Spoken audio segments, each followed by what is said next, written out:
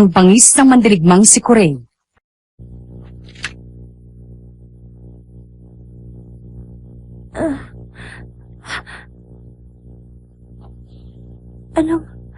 Nasaan ako? Anong lugar to?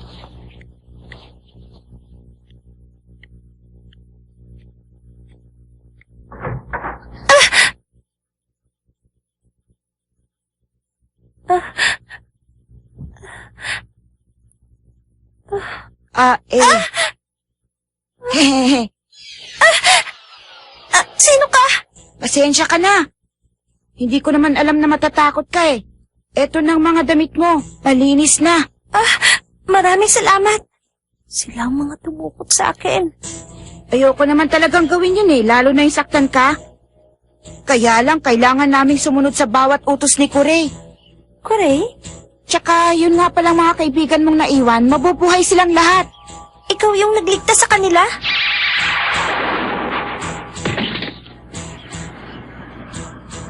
Anong nangyari sa asawa ni Mr. Suko? Siguro naman okay na yun ngayon. Siguro? Ano bang gusto mangyari sa akin ng Kuray na yan? Ako na ang bahalang magpaliwanag sa kanya.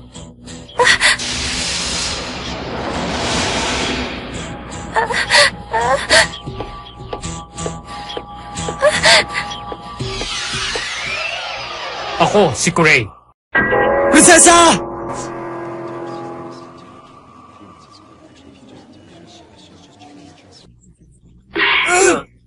Sira ka ba? Nasa ospital ka? Ang ingay-ingay mo? Hindi niyo naman kailangan gawin yun eh. Hospital? May tumawag sa akin sa bahay. Nasa ospital ka raw dahil nakipag-away ka sa mga kaklase mo. Uli-uli, pag makikipag-away ka, huwag mo nang idamay ibang tao. Tignan mo, bata ka. Pati tuloy sina Ira at Mrs. Suko nasaktan dahil sa'yo. Ira? Max? Ang laki tuloy ng babayaran ko.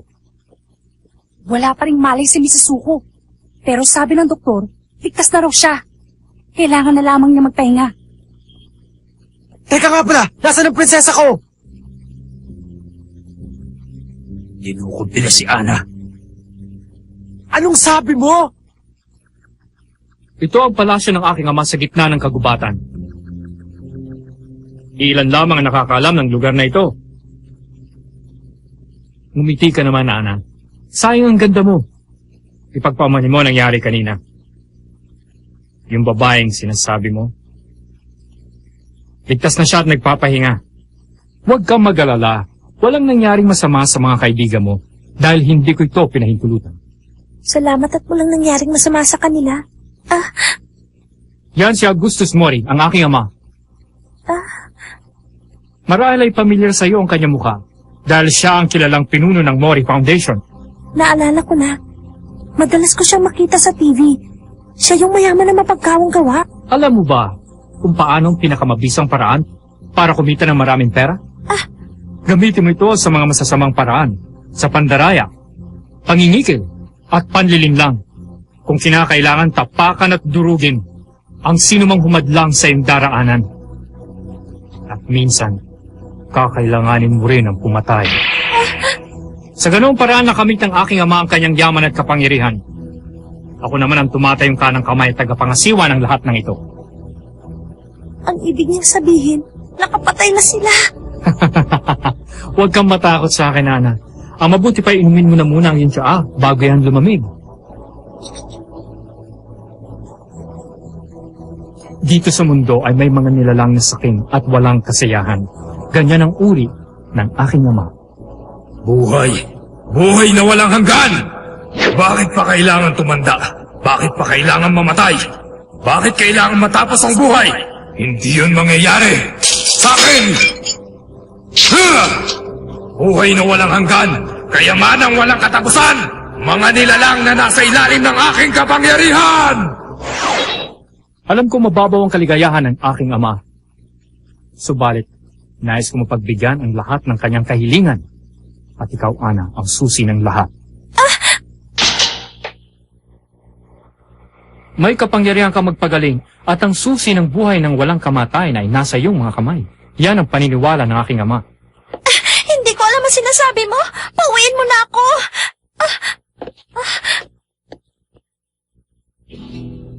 namimigay siya sa tsaa. Kung hindi mo mamasamain, kailangan kong suriin ang buo mong katawan, Ana.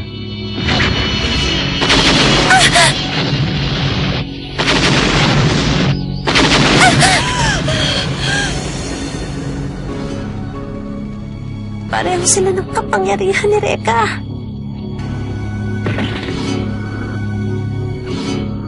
Mag-iingat kayong lahat. Ang inyong kalaban ay malapit nang dumating. Totoo ang lahat ng sinabi sa amin ni Emma.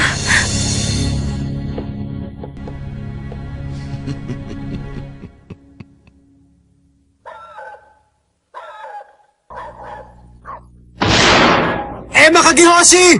Magpakita ka sa akin! Hindi ba lagi mo ako binabantayan? Ngayon ka magpakita sa akin! Nasaan ka na? Tinatawag ba niyo yung nakakatakot na babae?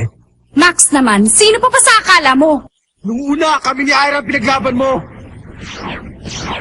Sumunod, kami naman dalawa ni Dylan. Sabihin mo nga sa akin kung paana mo lahat ng ito.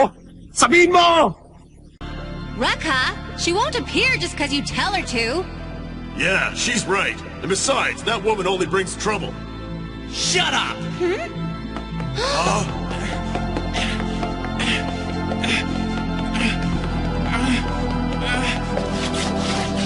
Damn! What you doing, princess? Oh, Rekha. Get out here right this second!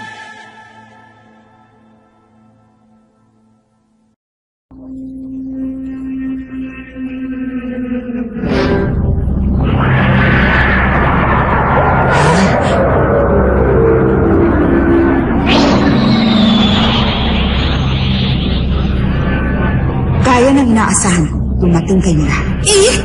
Ano na? Hindi ba dito ka una nagpakita sa akin? Kaya alam kong dito ka rin matatagpuan. At ngayon, Isang tanong, isang sagot. Saan mo dinala ang prinsesa ko? wala akong kinalaman sa mga nangyari. Anong sinabi mo? Hindi kami naniniwala sa mga sinabi mo. Relax ka lang. Isa rin itong mahiwagang sandata ng Hokage, ang Eikai Gyoko. Nakikita nito ang lahat ng mga nangyayari kahit na gaano pa man ito kalayo.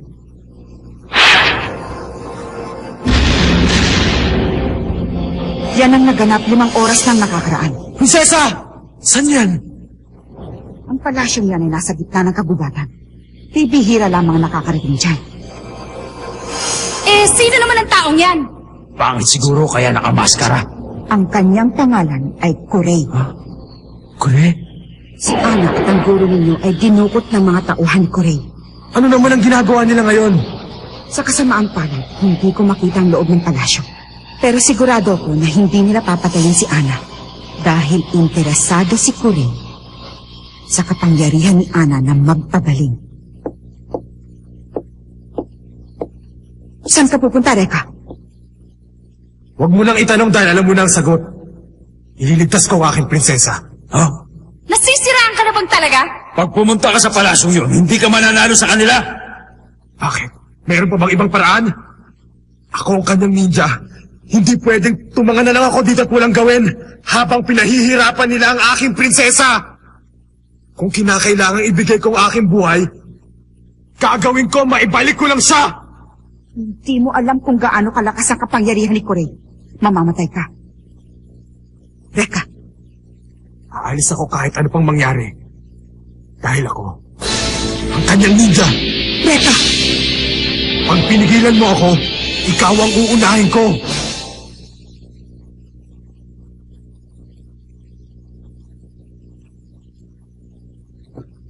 Nauunawaan ko. Pero ipangako mo muna sa akin. Ano yun? Kapag nalaman mo na ang kapangyarihan ni Kurei ay mas malakas kaysa sayo, umatras ka ng laban. Umatras? Hindi ako ganong klaseng tao!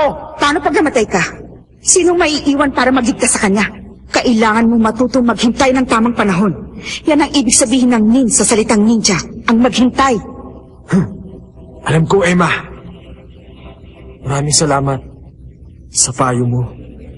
Akala ko kasi nung una kalaban ka, pero ngayon iba na ang tingin ko sa'yo. Emma, Ha? marami akong gustong malaman. Sana ikaw na ang sumagot sa mga tanong na yun sa pagbalik ko. Oo.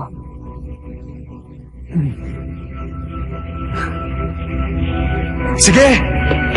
Reka, sandali! Antayin mo kami! Sasabihin kong lahat sa takdang panahon dahil ako ang iyong ina.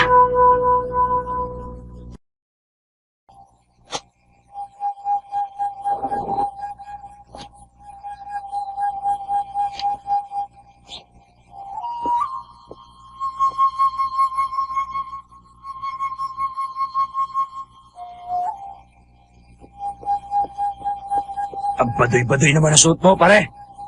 Anong ginagawa mo rito? Siyempre, sasama kami. Anong pinagsasasabi nyo? Para sa akin lang ang lakad na to at hindi kayo pwedeng makialam. Masyado ka naman swapang, Reka. Kailangan ko rin makaganti sa halimaw na yon. Ganon din si Ira. Kaya huwag mong sabihin para lang sa'yo o kaya kay Ana. Para din sa akin. Para din kay Ira. Naintindihan mo ba, ha, Reka? Ayos ba? Oo. Reka? Bahala kayo. Pero hindi ko alam kung anong mangyayari. Alam namin yun, Hindi ko alam yun, ah!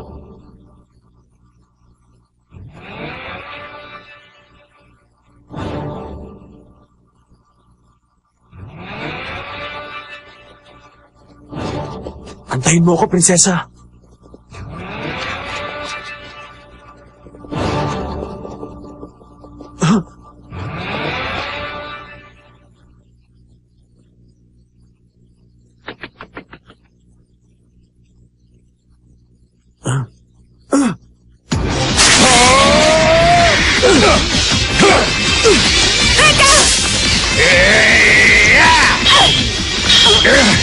Ira!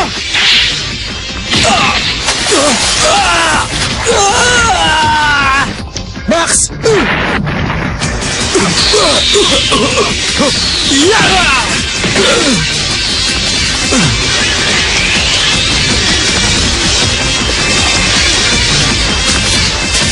Ang ganda ko talaga. Biruin mo 3 lalaki nagkakandara pa sa akin?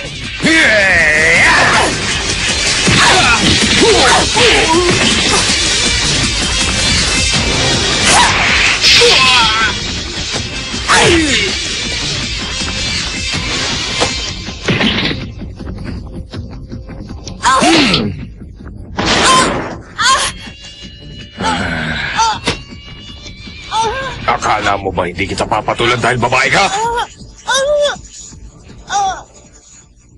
Huwag mong sabihin gagamitin mo uli yung Fujin, Ira. Gusto ko ring lumaban, Max. Paano kung mawala ka ulit sa sarili mo, gaya nung isang araw? Hindi ako ganon kahina. Kapag sumuko ako ngayon, mababaliwala ang lahat ng pinaghirapan ko at hindi ko matatanggap yon. Ira.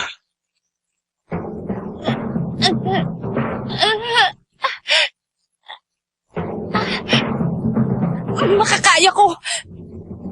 Hindi ako patatalo sa'yo. Kaya ko. Kaya ko. Makakaya ko.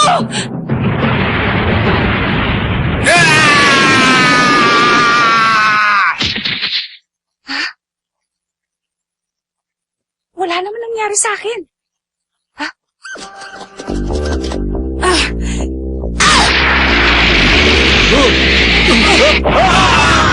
Nakuha ko! Aray! Aray! Aray! Aray! Aray!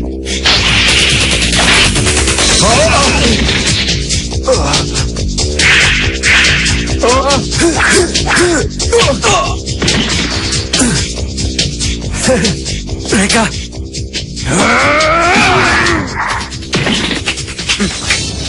Mukhang wala sa kondisyon ang mga bantay natin. Teka, ang mga taong yun. Bakit, Lorcan? Nakasisiguro ako na sila yung mga taong kasama ni Ana nung dukutin namin siya. Ibig sabihin nandito sila para iligtas ang kanilang mga kaibigan. Sige lang. Hayaan ninyong malaman nila ang kanilang kamalian. Tignan natin kung hanggang saan ang kanilang tapang.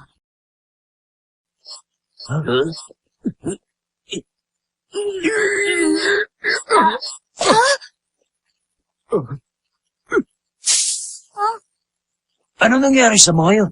Hindi ko rin alam eh.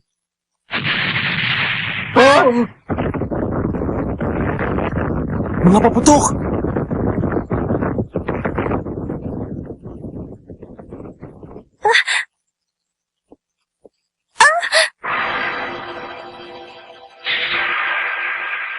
Anong nangyari doon? Kasamang sumabog dyan sa labas ang mga kaibigan mo. Ang isa sa kanila ay may kasuotan ng isang ninja. Si Reka. Hindi. Sabi ko naman sa'yo, walang sino man ang makakahadlang sa akin. Hindi totoo yan. Minsan ko na silang pinagbigyan pero hindi pa rin sila nagtanda. Tama lang ang nangyari sa kanila. Ganyan din ang sasapitin mo kapag hindi ka sumunod sa akin. Hindi. Sumunod ka lang sa akin at hindi ka masasaktan. Ano?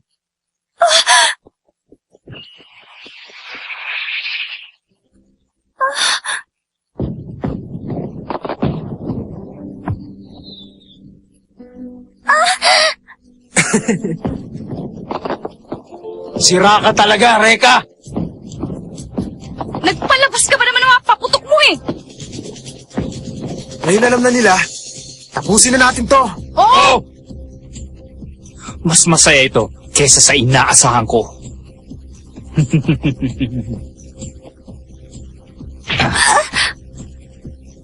Kailangan pa kitang pag-aralang mabuti.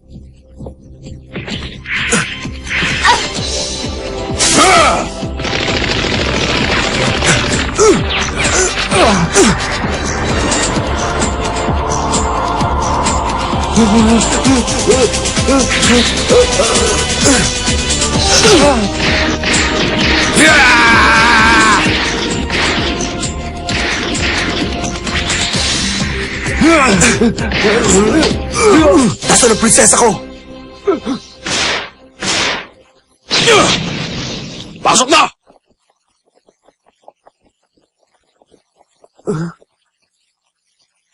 Walang tao dito. Hindi nila tayo pwedeng lokohin, no? Ha? Nakulong na tayo! Wala nang ibang daan kundi ang dumiretso.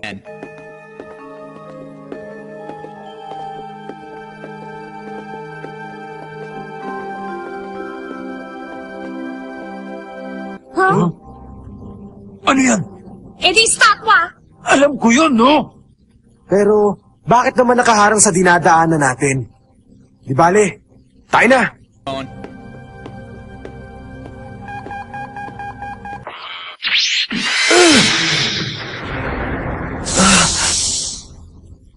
Huh?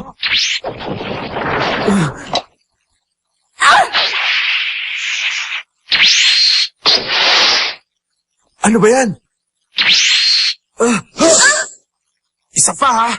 Tuloy kayo mga pakialamero. Ako ang may-ari ng palasyong ito. Si Kurey. Kung ganon, magpakita ka, duwag! Kung ako sa inyo, hindi muna ako gagalaw. Yan ang statwa ni Maria. Tinitira niya ng laser ang anumang bagay o tao na gumagalaw. Kayang bumutas ng laser na ito ng hanggang 20 sentimetro sa kahit anong bagay. Ano ngayon ang gagawin ninyo? Kung gusto nyo, maglaro muna tayo. Gawin nating masaya para hindi nakakabagot.